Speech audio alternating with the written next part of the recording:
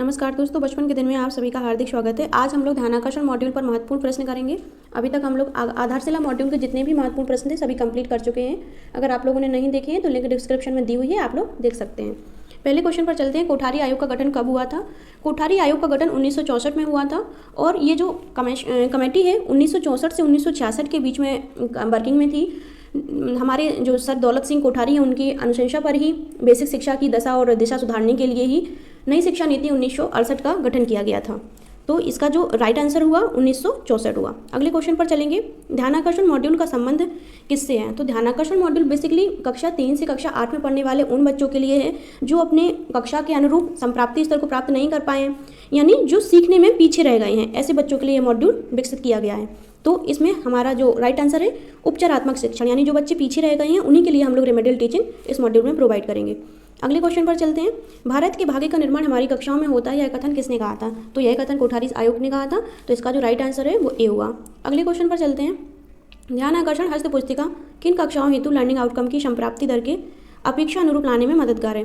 तो ये आप समझ गए होंगे। ध्यानाकर्षण हस्त पुस्तिका 3 हस्त पुस्तिकाएं हैं, थोड़ा सा रिवाइज करा लेती हूँ।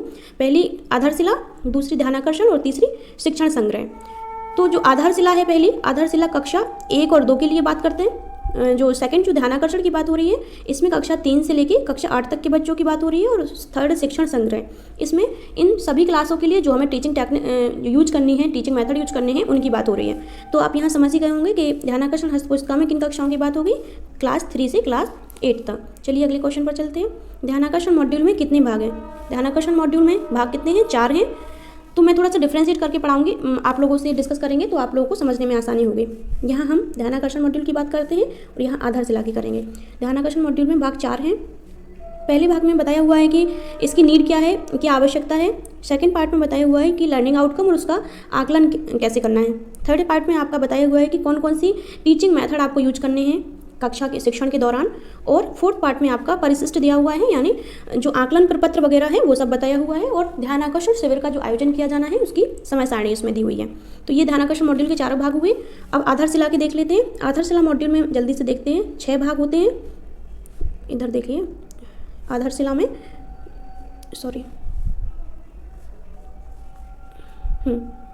इस क्वेश्चन पे आधारशिला मॉड्यूल की बात हो रही है। तो आधारशिला में कितने पार्ट थे? 6 पार्ट थे। पहले पार्ट में इसमें भी नीट के बारे में बताया था। सेकंड पार्ट में आरंभिक स्तर पर भाषा की बात हो रही थी, यानी हिंदी लैंग्वेज। थर्ड पार्ट में आरंभिक स्तर पर मैथ की बात हो रही थी। और फोर्थ पार्ट में 5th और 6th। इस तरह की 6 पार्ट थे। आपको थोड़ा सा लंबा हो जाएगा डिस्कशन के लिए। आकलन की बात हो रही थी, यहाँ परिशिष्ट की बात हो रही थी। तो आप थोड़ा सा रिवाइज करते चलिए तो आसानी होगी। अगले क्वेश्चन पर चलते हैं। इनमें से क्या ध्यानाकर्षण मॉड्यूल के भाग 4 में वर्णित थे? अभी हमने लोगों ने देख ही लिया है। सीखने के स्तर का अवलोकन करना, आरंभिक आकलन परीक्षण पत्र के नमूने, ध्यानाकर्षण शिविर की अवधारणा, सभी।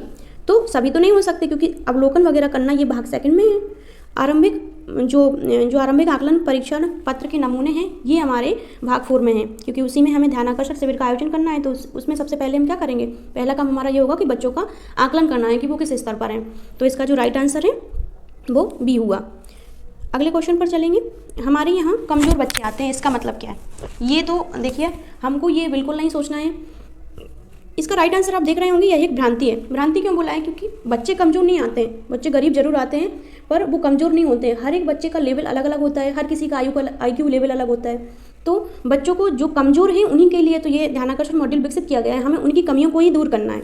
तो बच्चे कमज़ोर नहीं आते, हमें ये सोच तो बिल्कुल नहीं रखनी है। हर बच्चा स्पेशल होता है। किसी ना किसी बच्चे के पास कोई ना कोई जो क्वालिटी है वो विशेष होती है।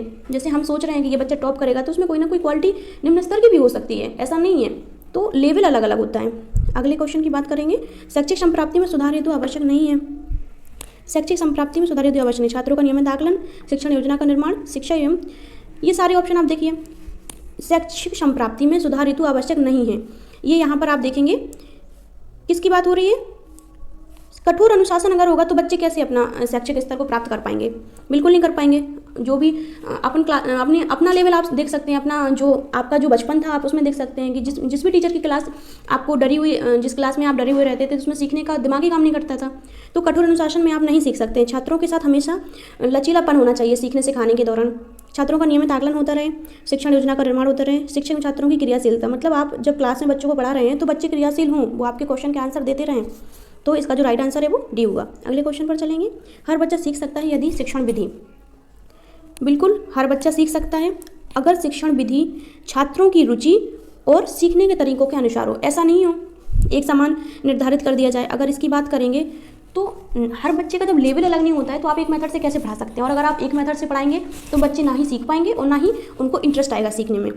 सेकंड थिंग है कि शिक्षकों की रुचि के अनुसार हो। शिक्षकों की रुचि के अनुसार शिक्षण कार्य बिल्कुल नहीं करना है, क्योंकि अगर बच्चे का इंटरेस्ट नहीं होगा जिस चीज़ में, बच्चे की रुचि नहीं है, तो वो बिल्कुल इंटरेस्ट लेगा ही नहीं पढ़ने में। आपको ये देखना है कि बच्चा क्या जानना चाह रहा है, आपको वही बताना है।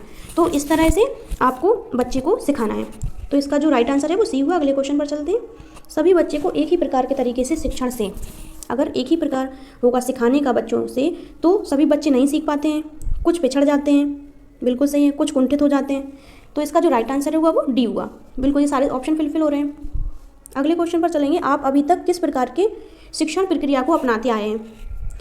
लचीली, छात्र सहभागी, व्यवहारिकता युक्त, उपरोक्त सभी। फ्लेक्सिबिलिटी होगी टीचिंग में आपकी, तो बच्चे आपसे अपनी बात शेयर कर पाएंगे, अपने डाउट पूछ पाएंगे। तो पहला ऑप्शन फुलफिल हो रहा है। छात्र सहभागी, यानी आपकी कक्षा में इतना लचीलापन हो कि बच्चे सहभागी हों, यानी वो पार्टिसिपेट करें। अगर आप कुछ एक्टिविटी करा रहे हैं तो उसमें पार्टिसिपेट करें। उनका जो स्तर है वो आपको उन्हीं के अनुरूप रखना है। व्यवहारिकता युक्त, यानी आपको परिवेशीय व्यवहारिकता युक्त भी आपका वातावरण होना चाहिए। प्रैक्टिकल नॉलेज आपकी इसमें इंक्लूड होना चाहिए। तो इसका जो राइट आंसर है वो क्या हुआ? उपरोक्त सभी। अगले क्वेश्चन पर चलते हैं। कक्षा शिक्षण के उपरांत सबसे महत्वपूर्ण व्यवहारिक पक्ष क्या है? सबसे महत्वपूर्ण की बात हो रही है। देखिए, छात्रों से प्रश्न करना, कक्षा शिक्षण के उपरांत उनकी कॉपी चेक करना, छात्रों से कक्षा शिक्षण के बारे में बात करना और यह जानना कि वे दक्षताओं को प्राप्त कर रहे हैं कि नहीं। वैसे तो ये सारे जो ऑप्शन हैं वो आपके कक्षा शिक्षण के उपरांत ये कंडीशन हो सकती हैं, लेकिन यहाँ पर बात हो रही है महत्वपूर्ण, सबसे महत्वपूर्ण व्यवहारिक पक्ष क्या है। तो एक टीचर के लिए सबसे इंपॉर्टेंट क्या होगा कि वो जो पढ़ा रहा है तो वो यह जाने कि वे दक्षताओं को प्राप्त कर रहे हैं कि नहीं कर रहे हैं। हम जो बच्चों को सिखाना चाह रहे थे, जो हमें आउटकम चाहिए था बच्चों से, वो आउटकम मिल भी पा रहा है कि नहीं मिल पा रहा है। तो कक्षा शिक्षण के उपरांत सबसे महत्वपूर्ण पक्ष क्या होगा? यह जानना कि वे दक्षताओं को प्राप्त कर रहे हैं कि नहीं कर रहे हैं। अगले क्वेश्चन पर चलेंगे। लर्निंग आउटकम को और क्या क्या नाम दिए जाते हैं? लर्निंग, नाम से ही आप देख रहे हैं, लर्निंग मतलब सीखना, ठीक, और आउटकम मतलब परिणाम। तो पहला ऑप्शन हो गया। अधिगम का मतलब भी सीखना ही होता है। पहला ऑप्शन हो गया अधिगम परिणाम। सीखने के प्रतिफल, प्रतिफल मतलब क्या हुआ? परिणाम। तो ये ऑप्शन भी हो गया। डिजायर्ड दक्षताएं, यानी अपेक्षित दक्षताएं। आप ये वर्ड बार बार परिचित होंगे इस वर्ड से। ये क्या हुआ? इसका मतलब कि हम जो आउटकम बच्चों से निकलवाना चाह रहे थे वो दक्षताएं बच्चों की। तो इसका जो राइट आंसर क्या हुआ? डी, सॉरी, इसका जो राइट आंसर हुआ वो क्या हुआ? डी, उपर्युक्त सभी। अगले क्वेश्चन पर चलेंगे। लर्निंग आउटकम से आशय उन परिणाम से है जिनमें बच्चे, लर्निंग आउटकम आप देख ही रहे हैं। बेसिकली लर्निंग आउटकम है क्या?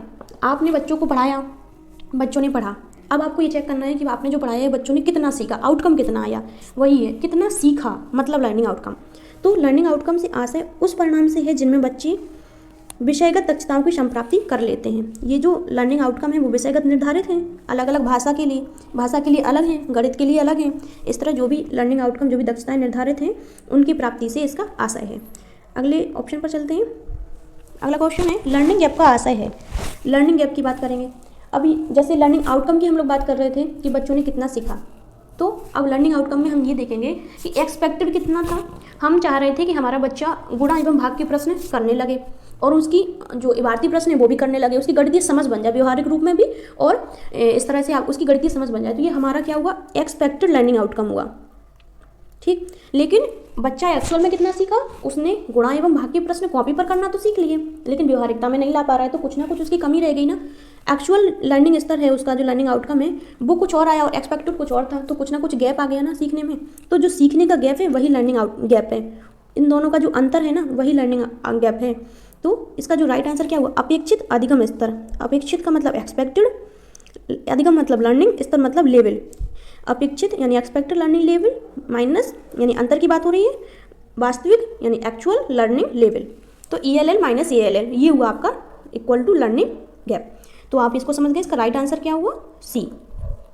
ये हमारे क्वेश्चन कंप्लीट हुए आधारशिला मॉड्यूल से, सॉरी ध्यानाकर्षण मॉड्यूल से रिलेटेड। तो आप लोग, अगर आपको कोई क्वेरी है तो आप हमें कमेंट करिए, और इससे जो आगे क्वेश्चन है हम आगे कंटिन्यू करेंगे। आप सभी लोग हमसे जुड़े रहिए। धन्यवाद।